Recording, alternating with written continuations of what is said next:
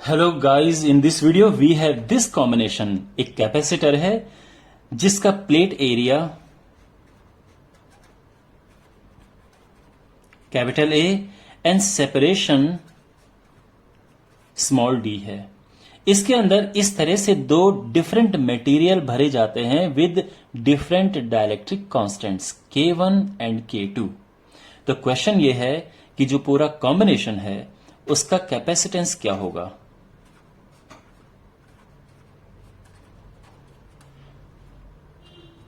और दूसरा क्वेश्चन यह है कि अगर इसकी जगह पे हम एक सिंगल डाइलेक्ट्रिक भरें तो उसका डाइलेक्ट्रिक कांस्टेंट क्या होना चाहिए जिससे जो टोटल कैपेसिटेंस है उस पर चेंज ना आए। तो हमें बताना है इक्विवेलेंट डाइलेक्ट्रिक कांस्टेंट।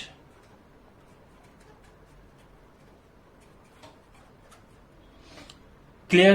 क्वेश्चन समझ आ गया? देखिए, इस क्वेश्चन को हम रिफ्रेज करेंगे। रिफ्रेज कैसे करेंगे?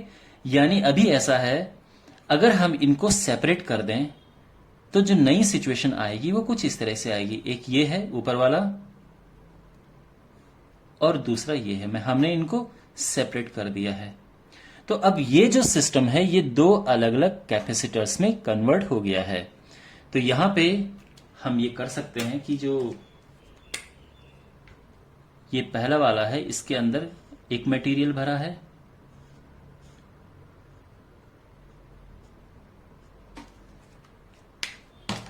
और जो दूसरा वाला है इसके अंदर ये दूसरा मटेरियल है।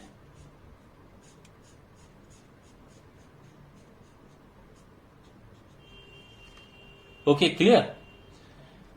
तो यहां पे ये समझो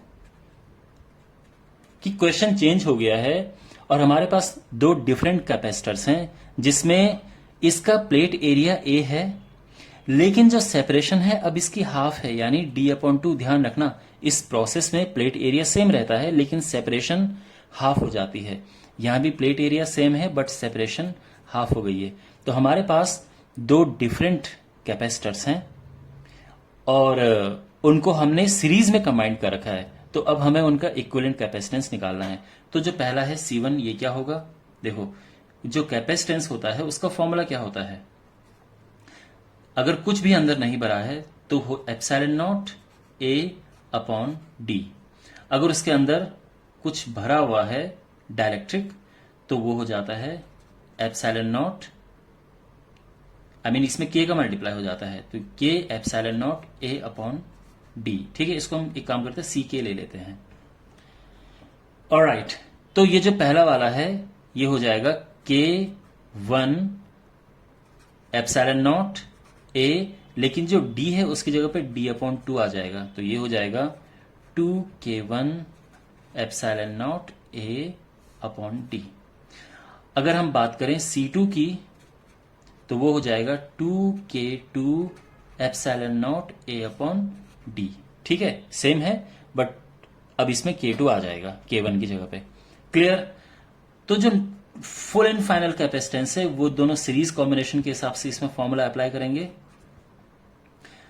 तो अब इनको रेसिप्रोकल बनाओ तो ये हो जाएगा d/2 K1 ε0 A plus d/2 K2 ε0 A।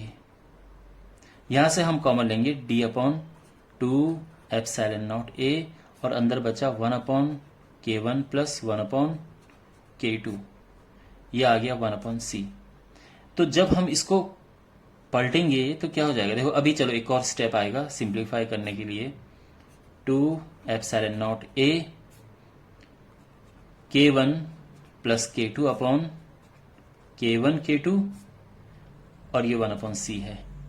तो इसका मतलब जो फाइनल कैपेसिटेंस है वो हो जाएगा 2 ε0 A/d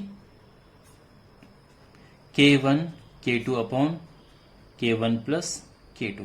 ओके, अगर आप चाहो तो 2 को इसके साथ लिख सकते हो, ε0 A/d 2K1 K2 upon K1 plus K2।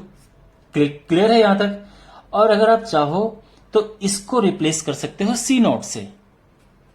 तो सी नॉट और ये हो जाएगा 2k1 k2 upon k1 plus k2।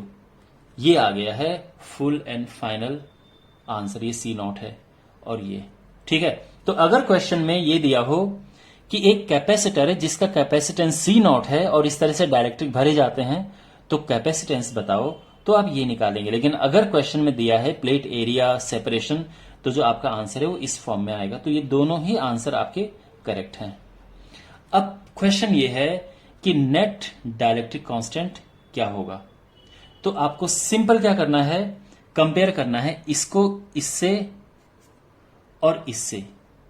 तो जब आप कंपेयर करेंगे तो आप लिख सकते हैं, देखो equation number 1 and equation number 2, और सिंपली कंपेयरिंग 1 एंड 2, जो k है वो आ जाएगा देखो 2k1 k2 upon k1 plus k2।